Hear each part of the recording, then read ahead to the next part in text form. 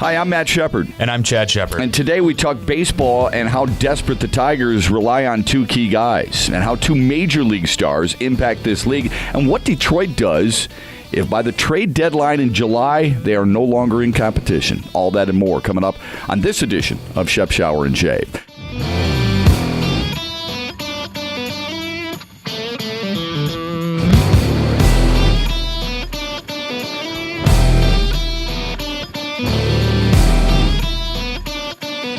Tigers at the 51-game mark have the same record as they did a year ago.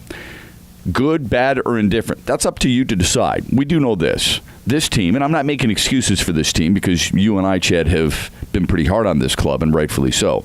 This team has played a number of games without J.D. Martinez, and we know the impact that he has. This team has no center fielder. I mean, if you want to look at it, they've lost their starting center fielder in Jacoby Jones.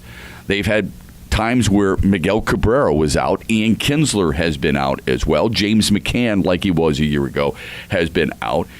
So is it a bad thing, or can you see some silver lining here in the fact that this team is actually not completely out of it, even though they're not even playing 500 ball, despite all that type of adversity? Well, the silver lining is in what you talked about. They've been without some of their key cogs in different points of the season for different durations of time. And the other point is those guys haven't necessarily performed the way you'd expect them or hope them to when they have been in the lineup. Right. So there's a silver lining in that respect. If you take except for J.D. Martinez. Yes, you're right. That's a good point. He's been above and beyond exceptions when he has been healthy. So from that perspective, yes, there's a little bit of a silver lining that this team is not measuring up to itself on paper. And if it actually gets to a point where it can play that full lineup, that maybe it could exceed expectations. The problem is, how long have we been saying that? They have not. They've not been able to stay healthy and perform well, fire on all cylinders. This has been a multi-year problem for them. So until we can kind of see them do it, it's a silver lining to a hypothetical. All right, let me play devil's advocate then. You got 111 games left. At the 51-game mark, where that team was 24-27, you still have 111 games left. I know Sparky Anderson used to talk about the 40-game mark and so on and so forth. In baseball, because we see it every day, do you think we rush to judgment more quickly in that sport than any other sport? Yeah, I think we do. And baseball is a game of consistency, and Anthony Fennick of the Detroit Free Press wrote an article this past weekend about not rushing to complete judgment over this past week. He talked about some of the things we talked about. The Tigers have had injuries in the past. But another thing that makes me confident about this team is historically these guys heat up when the weather gets better. They've always gotten off to a little bit of a slow start in the early spring, and then June and July comes around, and Victor Martinez hits, and Cabrera hits. Verlander throws a little bit better. Justin Upton is a notoriously slow starter. So hopefully those are the type of things that you look at that might give you optimism towards the future. But again, how far of a hole can you dig yourself into until it becomes... It's not a deep hole. That's the thing. I mean, Minnesota is leading this division. At the time that we're talking, after 51 games, Detroit was 4 games back. How big of a deal is that? 4 games to make up. If this were August and they were 4 games back, you would strongly suggest they're still in this thing. I believe it has to do, first of all, in baseball, because we see it every day, I think the warts of teams are more well recognized. So we look at it and we say, see, they still can't do this. They're still not doing this properly. I still don't like this guy. So I think that's part of what baseball brings. The other is, many people believe that this isn't a very good division. If Minnesota's leading the way because of their pitching primarily, after scuffling through what they went through a year ago, many people feel, and yours truly, like there's no way Detroit should be in this position in the first place. And lastly, let's face it, guys that you didn't believe in last year, Anibal Sanchez, Francisco Rodriguez, are still contributing to the demise of this team this year. Not to mention the fact that it all falls back on Brad Ausmus. I mean, number 7 as the manager will not be able to win people over in this town. And most people would tell you, I would argue all people would tell you, because he's making the key decisions, this team is at a strong disadvantage. I don't think you're going to find many people, especially in this city, to have a hotly debated argument the other way with you on that one. Right. So I think the question becomes, looking ahead to the trade deadline, and we saw tweets over the weekend from Jon Paul Morosi that suggested sources within the Tigers management office telling him if the team is not above 500, that is to say in a strong spot of contention in the AL Central or for that second wild card spot at the end of June, that they will be sellers at the trade deadline. What do you make of that, and what do you think are some of the more appealing? I think it's obvious. I think it's pretty obvious, and I think it was obvious because of all the rumors in the offseason and the push to shed some salary. But it's not even as much as shedding salary as much as it is shedding some guys in a window of opportunity where you can still get something for them. This team is going into, look, this team relies heavily on two guys. We know this. Miguel Cabrera and J.D. Martinez. This team's going to go as those guys go offensively, now is what I'm talking about. It is vital that those two guys have success. Do you need it from Justin Upton and Ian Kinsler when he's healthy and Victor Martinez? It'd be nice with Nick Castellanos. No question. Nick Castellanos doesn't have the track record. Think about this for a minute. In his first 471 games, Chad, he struck out 461 times. First 471 games that he played as a Tiger, he struck out 461 times. That is not a reliable source. Justin Upton is not one of those guys. He can carry you for a month, but Miguel Cabrera can carry you for a season. J.D. Martinez has proven he can carry you basically for a season. Those two guys in the middle of this Tigers lineup, and if you want to throw in Victor Martinez, fine. If those three guys are having good years, you're going to be in games offensively. Now, obviously that has nothing to do with the pitching. So I get that. I think the other thing a lot of Tiger fans look at is, look, if you're scuffling on a road trip that takes you to Houston, who's the best team in baseball, and then it takes you to Chicago, who's not very good, and you lay an egg, and then you go to Kansas City and you somehow win that series and you salvage the road trip, bottom line is, you haven't proven anything to your fan base other than beating the teams you were supposed to beat. Kansas City. They want to be proven. And this is the hard thing about baseball. I've talked to baseball players about it. I'm not saying it's fair. But the hard thing is, it's sort of like the Matt Stafford and the Lions deal. They look back and they go, how many teams have you beaten who have winning records? That's what Tiger fans want to see. And you can only beat who's on your schedule. Right. But are you beating the teams that are really good? Okay? Right. I mean, even the losing out in Los Angeles to the Angels is frustrating for people. But when you get in that division, and I'm a firm believer, you got to win, you got to beat the teams in your division. You should be beating Chicago. You should be beating Kansas City because Kansas City's not very good this year. You want to try and do your best to split with Cleveland. And Minnesota is kind of an anomaly right now. I don't know what to make of the Twins, but I suppose if I don't know what to make of the Twins, is it fair to say that I know exactly what to make of the Tigers? Yeah, that's a good point. I mean, it's the end of May now. At what point do you start taking the Twins for real that they're going to hold this up? You know, you mentioned at the 51-game point of the season, it's a nice checkpoint. Minnesota is getting it done.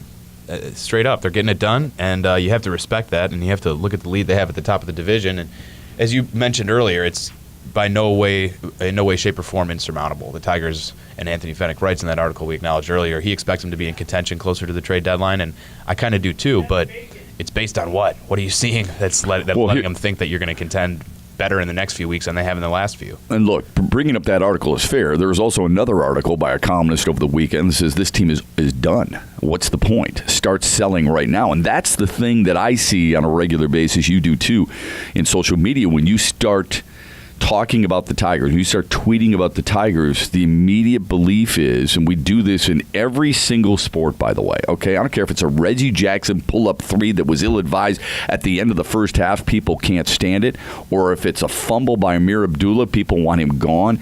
In today's world of social media, it is knee-jerk reaction more than it has ever been, and that's the way it is with the Tigers.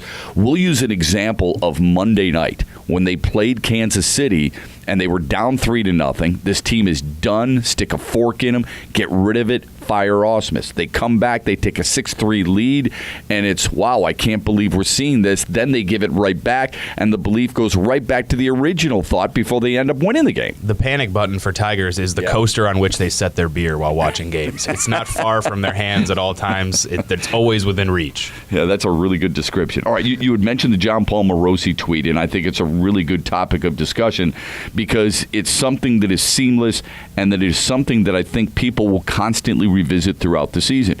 I believe, and I don't know what the bar is, and I don't know if anybody does. What is the bar? If you said they were playing 500 ball in the middle of July, but they were only 3 games back, do you really believe they've got a shot? Seriously. That's what we're not sure with the management, what the expectation is. We know they expect to win, but what is winning? What is the definition of contending? Right. How far back and which teams do you have to be back of with how many between you that you have to leapfrog for you to be really out of contention? What if there's no chance at the second wild card or any wild card that you're going to have to win the division? You're playing 500 ball in the middle of July and you're 3 games back. That's a tough decision. Absolutely. That's a really difficult thing. And we also have to keep this in mind. There is a window here for certain players. J.D. Martinez, we don't think he's going to be back with this team. So if you're going to make that push, you make it with him in that lineup, knowing you will be without that stick next year. We know that Justin Upton can opt out. We know that certain other players, Francisco Rodriguez, for example, Anibal Sanchez, both of them will be gone after this season. I'm surprised they're not gone by now because all they're doing is contributing to losses. They're not helping this team win at all. They're helping it lose.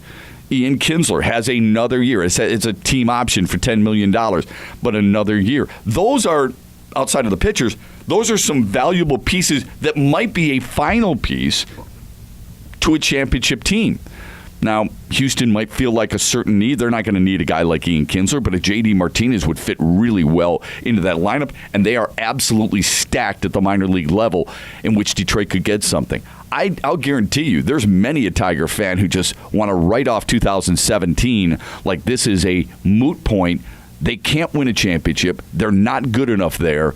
Let's get into the sell mode and get as much good young prospects as we possibly can. And with a huge baseball free agency market coming up in a couple of seasons and a trade deadline crop of players that are available that doesn't look like the most enticing group that we've seen in recent years. Now, it's still early. We're a month away. Yeah. But Buster Olney wrote a piece last week about how Sonny Gray might be the top target at the trade deadline, the starting pitcher for the Oakland A's. He might be the top individual target, but could the Tigers be the top selling team if indeed they are out of contention? Absolutely, and that's they could what excites fans, I think. They got a little taste of it a couple years ago when you saw the return for Yoenis Cespedes from New York. Right. You saw the return from David Price from Toronto. Right. Those are the guys that are the most exciting Tigers players right now who don't have the last names of Cabrera and then Martinez or Verlander. Those are the guys who are probably going to be winning Tigers fans over in the future. The jerseys you're going to see in the stands in the 2018-19 seasons. That's what they want. That's what Tigers fans want, is to see another round of trades like that to bring in exciting names so that when J.D. Martinez is gone, it's not just a Jim Adducci tryout in right field. It's let's see if there's actually new talent that's going to be filling this position in the future for the foreseeable future. Yeah, but I would remind Tiger fans this. As much as you loved Michael Fulmer, Daniel Norris, Matt Boyd coming back for those named players, you're also really frustrated that Daniel Norris only lasted 5 innings and 96 pitches Monday night. You're also frustrated that Matt Boyd has struggled a lot of this year, more struggled this year than been successful this year. So you hope you get a Michael Fulmer in return. What this team, what this franchise is needed, and I've said this for a long time now, they need everyday players. I know pitching is the key to success long-term wise. This franchise desperately needs some everyday players who are going to be superstars. They do. Nick Castellanos is a good enough player. He's not a superstar. Jose Iglesias is a good enough player. He's not a superstar. When you talk to people about the best shortstops in baseball, do you recall anybody saying Jose Iglesias is in the same conversation as Carlos Correa, Francisco Lindor, Corey Seager, all those? You don't. No, he came around at a time when Even Brandon Crawford. Anderson Simmons was a little bit younger, Xander Bogaerts, players like that. Right. Now he's been bypassed by that next generation of shortstops Absolutely. like Francisco Lindor, like Carlos Correa. So that's not to say that he's not able to play at a high defensive level, because he certainly is. But in the minds of baseball fans, he's kind of slipped in and out of the unconscious without actually. Who he is. He's almost Alcides Escobar. Escobar's a pretty darn good defensive player, right? He's got 1 Gold Glove. Yeah, I think if he has a couple more All-Star games like Alcides Escobar, that would be nice for Tigers fans, though. Absolutely. But, I mean, how long are you going to get this? You look at what Boston did. Boston had the foresight, and they said, you know what, we'll give him up, right? Because we've got Bogaerts. Bogaerts turns out to be the much better player. There's a lot of really good shortstops right now. I remember a while back, you told me, Dad, you always talk about Alan Trammell as being that guy. I've always wanted a shortstop that I could call my own, that franchise shortstop for the Tigers. I hope it's Jose Iglesias. I would ask you now, after you telling me that a few years ago, I would ask you now, is he that guy for you? I don't think he is. No, I think the definition of that changes a little bit, and what it originally was is you watch a shortstop carry a team in some ways, and that's what the shortstop is, the quarterback of your defense in baseball. He's the closest thing to that position, which is a unique one in sports. He's vocal, and when he can lead with the bat as well as with the glove, that's one of the most exciting players in all of sports, I think, or an entire city's sports landscape. Now it became very quick after that first season where he hit well for average that he was going to be a defensive-minded guy. It's going to be fun in the future years to watch a YouTube clip, a montage of greatest Jose Iglesias plays. I'm not trying to take that leather away from him at all, but he doesn't have the well-roundedness that you can see in some of these other guys, and to do it for a long period of time is maybe the hardest thing at that position because it really wears you down. Yeah, maybe you didn't expect Alan Trammell or the second coming of Derek Jeter, but you didn't expect Walt Weiss either. No. So, and that's kind of what we're left with. We bring up everyday players, and Bryce Harper and Mike Trout. I mean, those two names come to mind. Those are the superstars of this league right now. I suppose I would throw in a couple other names too, including Manny Machado, for example. But for sure, it's Mike Trout, who I think is the best right-handed hitter. I think he's the best player in the game. But he's out 6 to 8 weeks because of surgery on his left thumb. He went headfirst into the bag on Sunday and tore a tendon in his thumb, and he's going to be out at least 6 to 8 weeks.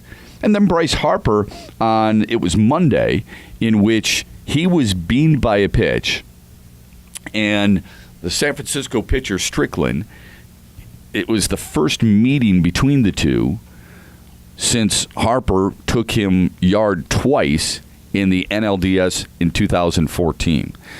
Couple things here. First of all, how much do you think the league misses Mike Trout? And then we'll get into the Bryce Harper situation. I think baseball fans miss Mike Trout. I wonder if the MLB and the MLB Network and those places will miss Mike Trout because they don't get a lot of love anyway. Well, he doesn't do the numbers on the East Coast, whether it's clicks, TV ratings, whatever you want to call it. He doesn't do the numbers over here that he does over there. Strangely enough, he is a New Jersey native, so you'd think he'd have more national appeal. Good point. But I think a lot of that's in the way he markets himself, and that's a separate conversation. But Mike Trout is the best player in baseball. Wait a minute. He markets himself, or baseball, or the Angels market him? You could say all three, I suppose. Because in Los Angeles, he's marketed everywhere. Nationally, Subway, outside of Subway, probably not a whole lot of endorsements. Right, but how you're marketed is a big difference as well. If you're on a soft-spoken Subway commercial or you're not saying anything while you're standing on a billboard, that's a big difference between that and jumping in a movie or a loud TV commercial or a radio commercial that airs all the time.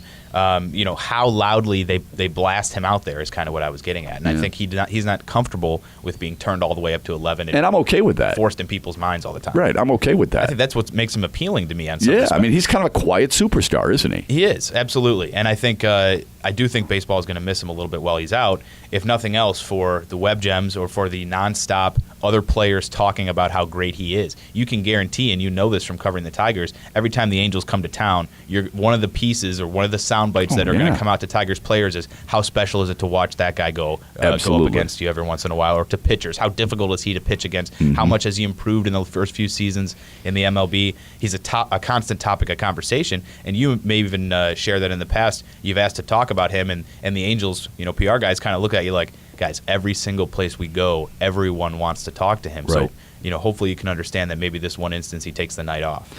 Yeah, I don't think baseball does a great job of marketing him per se. I think for himself, you're right. He's that quiet superstar. He doesn't want all that limelight. Los Angeles kind of picks and chooses when they make that push for him. The Angels, of course, are going to put him on billboards and commercials and so on and so forth. But I'm not sure how much baseball is going to miss him because I don't think they use him nearly enough as it is. I mean, this guy, I was looking at it the other day. His first 5 years are as good, if not better, than Mickey Mantle's. Now, Mickey Mantle's 6th year and 7th year were unbelievable, all right? Back-to-back MVPs with the Yankees.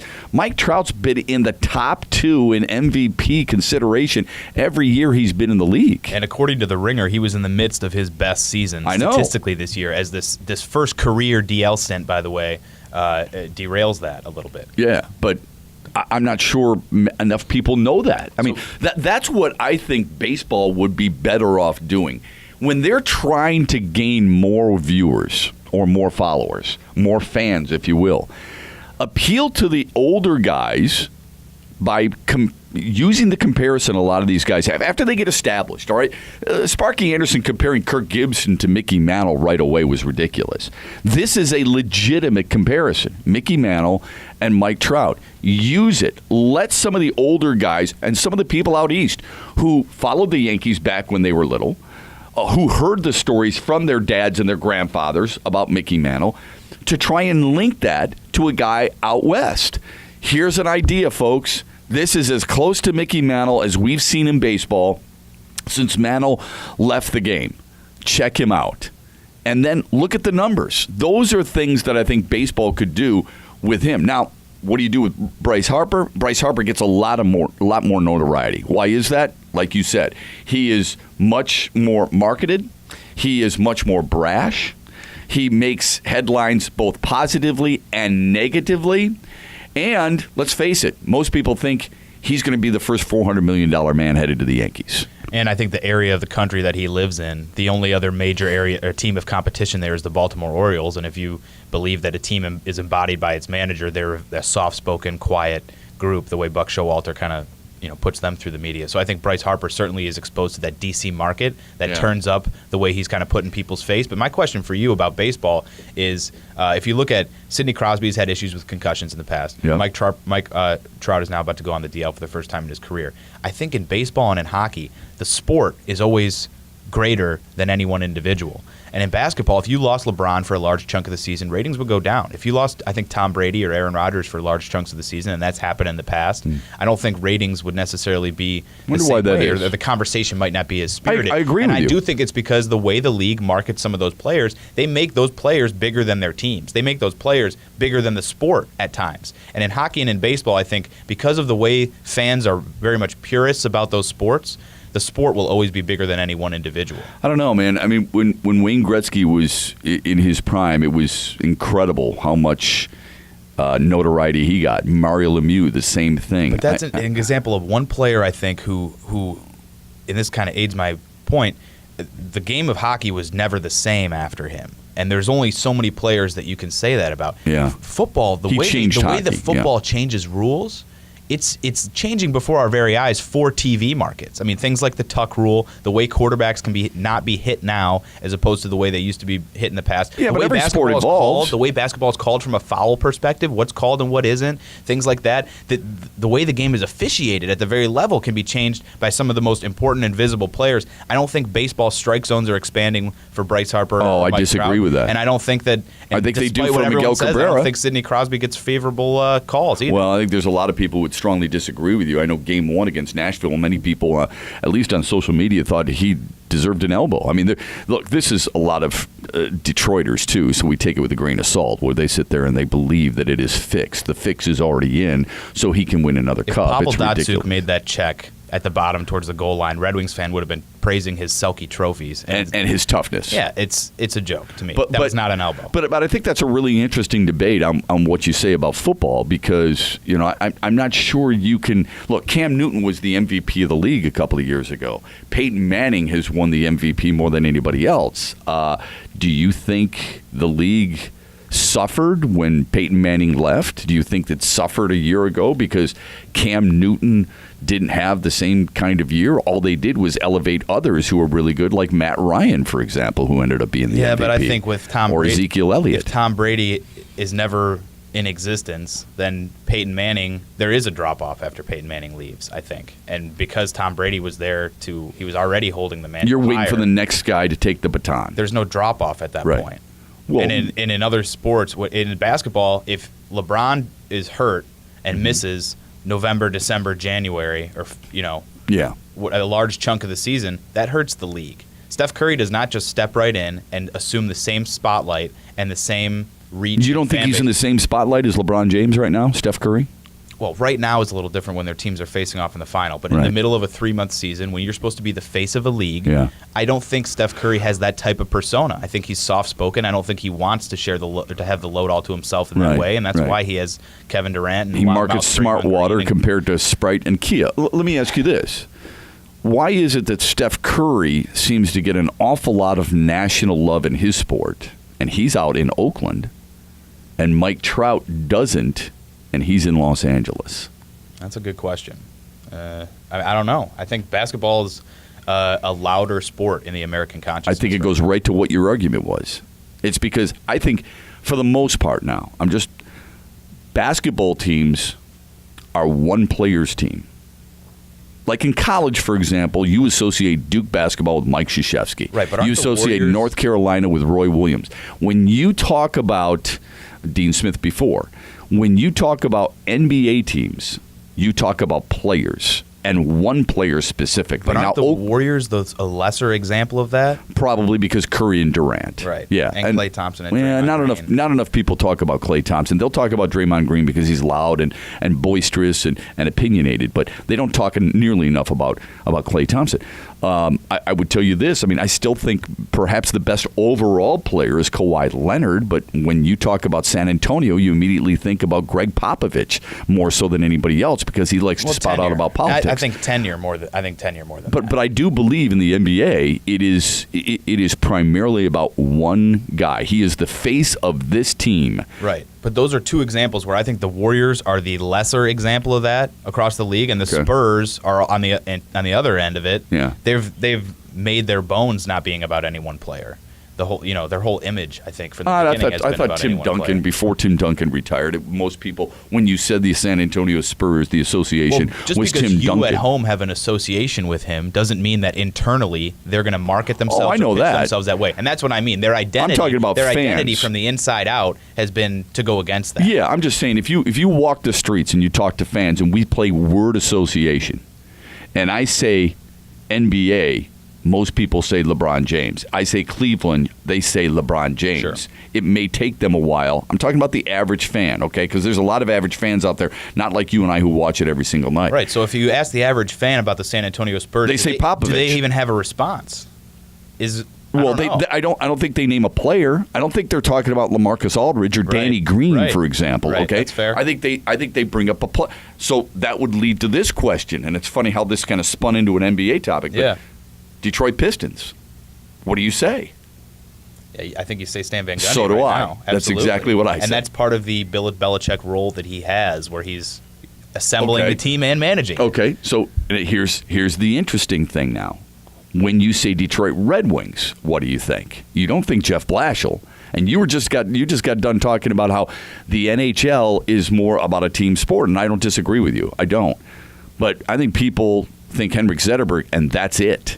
Yeah, And as that's a Red Wings fan, I think about Zetterberg and then the young guys like Mantha and Larkin. Right. But if you're an average NHL fan, you might Right. be thinking about the retired Nick Lidstrom still, and I don't know that Henrik Yeah. Zetterberg's even done enough. You to might enter your not consciousness even post have Lidstrom. anybody on your list. Right.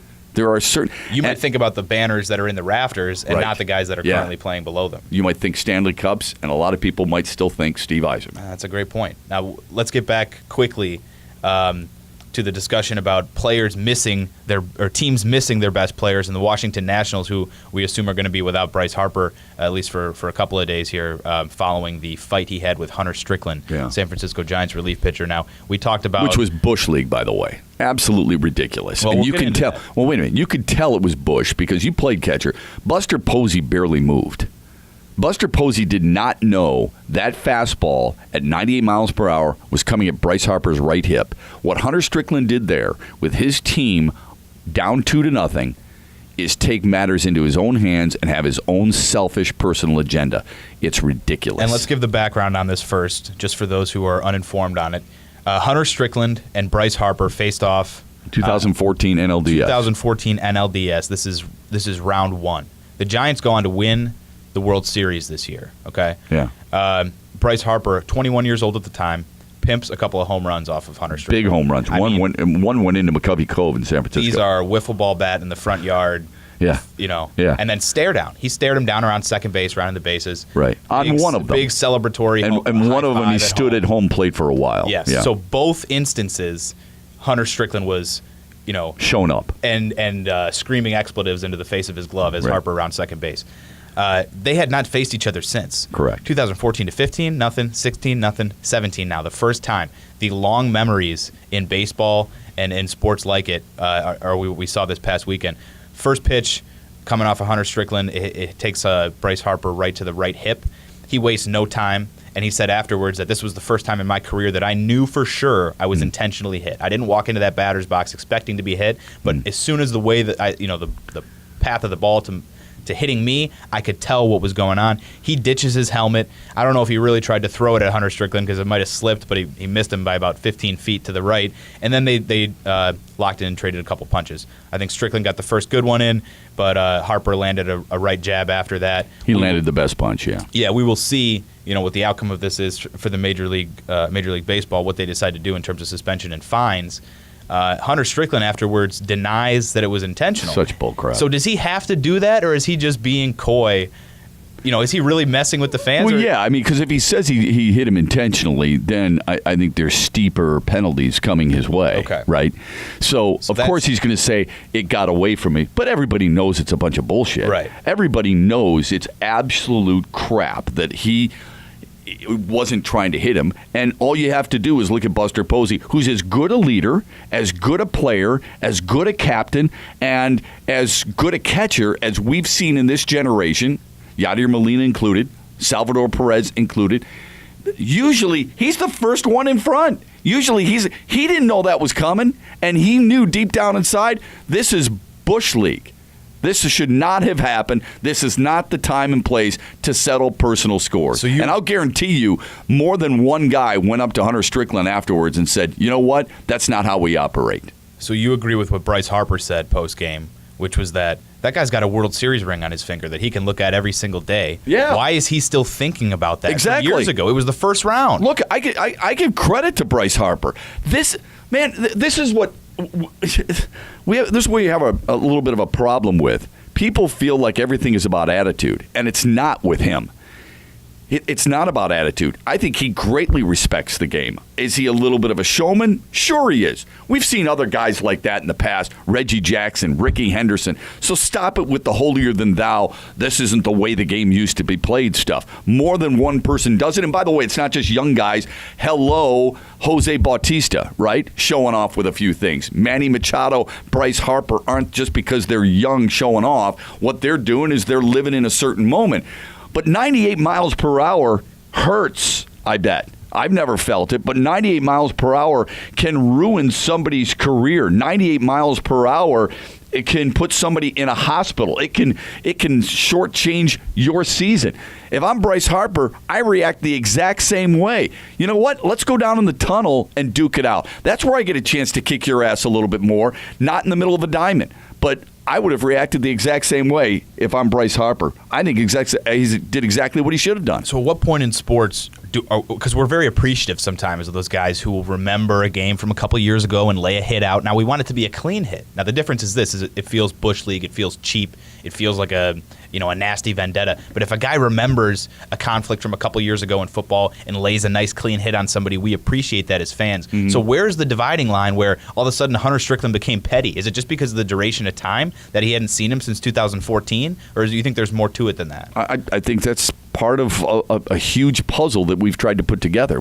I guess my question for Hunter Strickland would be if you're going to, wouldn't it be a little bit better if you got him on a strikeout? Doesn't that mean more to you than plunking him? Right. And you're basically telling everybody, he pimped me for 2 homers. I wasn't good enough to get him out. I'm still pissed off about it, so I'm going to take my frustrations out on him. And I think people fail to realize athletes have an opportunity to craft their own message a lot more than they may indicate. Hunter Strickland can strike Bryce Harper out, if that is what he's able to do, go to the media postgame and still acknowledge then that he's still thinking about that NLDS game. He says, I hadn't seen that guy since in 3 seasons. Right. I remembered the way he treated me. I wanted to make sure I got him back. Right. And you do it with a classy response like that I think endears you to your fans a lot more than you might think. I don't disagree.